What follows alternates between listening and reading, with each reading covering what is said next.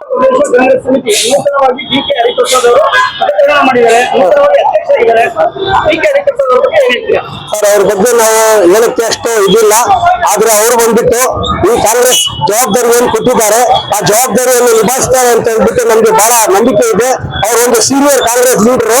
ಅವರು ಈ ಜವಾಬ್ದಾರಿಯನ್ನು ಚೆನ್ನಾಗಿ ನಿಭಾಯಿಸ್ತಾರೆ. ಮುಂದಿನ 2028 ಚುನಾವಣೆಯಲ್ಲಿ 150ಕ್ಕೆ ಸೀಟು ತಂದು ವಿಧಾನಸೌಧದಲ್ಲಿ ಕಾಂಗ್ರೆಸ್ ಪೂರ್ತಿ ಬಹುಮತದಿಂದ ಮುಂದೆ ಬರ್ತದೆ ಅಂತ ಹೇಳ್ಬಿಟ್ಟು ನಾನು ಹೇಳಕ್ ಇಷ್ಟಪಡ್ತೀನಿ ಸರ್. ಬಹಳ ಇಷ್ಟಪಡ್ತಾರೆ. ಬಹಳ ಪ್ರಾಮಾಣಿಕವಾಗಿದ್ದಾರೆ, ನಿಷ್ಠೆಯಾಗಿದ್ದಾರೆ. ಅವ್ರಿಗೆ ಒಳ್ಳೇದಾಗುತ್ತಾ? ಆಗತ್ತೆ ಸರ್. ಅವರು ಕಾರ್ಯಕರ್ತರು ಅಂದ್ರೆ ಅವರು ಪ್ರಾಣ ಬಿಡ್ತಾರೆ. ಕಾರ್ಯಕರ್ತರಿಗೆ ಬಹಳ ಗೌರವ ಕೊಡ್ತಾರೆ. ಕಾರ್ಯಕರ್ತರು ಅಂದ್ರೆ ಅವ್ರಿಗೆ ಬಹಳ ಗೌರವದಿಂದ ಇದ್ ಮಾಡ್ತಾರೆ. ನಮ್ಮ ಹರಿಪ್ರಸಾದ್ ಸಾಹೇಬರು ಕೆಪಿಸಿಸಿ ರಾಜ್ಯ ಅಧ್ಯಕ್ಷರು.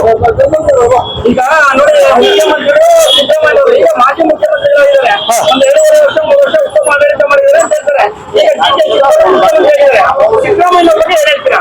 ಸಿದ್ದರಾಮಯ್ಯ ಅವರು ಎಲ್ಲ ಬಡವರಿಗೆ, ಎಲ್ಲ ಮಹಿಳೆಯರಿಗೆ 5 ಗ್ಯಾರಂಟಿ ತಂದು ಎಲ್ಲರಿಗೂ ಉಚಿತವಾಗಿ ಕರೆಂಟು, 10 ಕೆಜಿ ಅಕ್ಕಿ, ಅನ್ನಭಾಗ್ಯ ಎಲ್ಲ ಭಾಗ್ಯವನ್ನು ತಂದಿರುವಂತ ಈ ರಾಜ್ಯ ಮುಖ್ಯಮಂತ್ರಿಗೆ ಈ 5 ಗ್ಯಾರಂಟಿಯನ್ನು ತಂದು ಈ ರಾಜ್ಯಕ್ಕೆ ಒಂದು ಎಲ್ಲ ಬಡವರ ಮನೆಯಲ್ಲಿ ಯಾರು ಹೊಟ್ಟೆ ಹಸಿವಾಗಿ ಮಲಗಬಾರದು, ಎಲ್ಲರೂ ಊಟ ತಿಂದು ಮಲಗಬೇಕಂತ ಈ ಕಾರ್ಯಕ್ರಮವನ್ನು ತಂದಿರುವಂತ ಮುಖ್ಯಮಂತ್ರಿ ನಮ್ಮ ರಾಜ್ಯಕ್ಕೆ ನಮ್ಮ ಸಿದ್ದರಾಮಯ್ಯನವರು.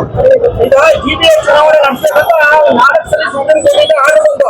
ಜಿಬಿಎ ಚುನಾವಣೆ ಲೇಟ್ ಆಗ್ತದೆ, ಯಾವಾಗ ಮಾಡ್ಬೋದು ಸರ್? ಇವಾಗ 7 ತಿಂಗಳೊಳಗಡೆ ಮಾಡ್ತೀವಿ ಅಂತ ಹೇಳ್ಬಿಟ್ಟು ಆದೇಶ ಮಾಡಿದ್ದಾರೆ ನಮ್ಮ ಹೊಸ ಮುಖ್ಯಮಂತ್ರಿ ಆದ ಡಿ.ಕೆ. ಶಿವಕುಮಾರ್ ಸಾಹೇಬರು. ಆದ್ರೆ ಎಲೆಕ್ಷನ್ ಕಮಿಷನರ್ ಅವರು ಕೂಡ ಆದೇಶ ಮಾಡಿದ್ದಾರೆ. ಮುಂದೆ ಆದಷ್ಟು ಬೇಗ ಮಾಡ್ತೀವಿ ಅಂತ ಹೇಳಿದ್ದಾರೆ. ಇದು ಹೈಕಮಾಂಡ್ಗೆ ಬಿಟ್ಟು ಸರ್. ಇದು ಸರ್, ನಾನು ಬಂಗಾರಪೇಟೆ ಎಸ್.ಎನ್. ನಾರಾಯಣಸ್ವಾಮಿ ಅವರು ಕ್ಷೇತ್ರದವನು. ನಮ್ಮ ಶಾಸಕರಾದ ಜನಪ್ರಿಯ ನಾಯಕರು ಎಸ್.ಎನ್. ನಾರಾಯಣಸ್ವಾಮಿ ಅವರಿಗೆ ಮಂತ್ರಿ ಸ್ಥಾನ ಕೊಡ್ಬೇಕಂತ ಕೇಳ್ಕೊಳ್ತೀನಿ. ಆದ್ರೆ 3 ಬಾರಿ ನಮ್ಮ ಎಸ್.ಎನ್. ನಾರಾಯಣಸ್ವಾಮಿ ಅವರು ಗೆದ್ದಿದ್ದಾರೆ ಬಂಗಾರಪೇಟೆ ಕ್ಷೇತ್ರದಿಂದ. ಅದ್ರ ಜೊತೆಯಲ್ಲಿ ಒಳ್ಳೆ ಅಭಿವೃದ್ಧಿ ಕೆಲಸ ಮಾಡ್ತಾ ಇದ್ದಾರೆ ನಮ್ಮ ಶಾಸಕರು. ನಾನು ಬಂಗಾರಪೇಟೆ ಗ್ಯಾರಂಟಿ ಕಮಿಟಿಯಲ್ಲಿ ಉಪಾಧ್ಯಕ್ಷರಾಗಿದ್ದೀನಿ. 5 ಗ್ಯಾರಂಟಿ ಕಮಿಟಿ ಉಪಾಧ್ಯಕ್ಷರು. ಇದು ನನ್ನ ಸಮಯದಿಂದ ರಫೀಕ್ ಅಂತ ಸರ್.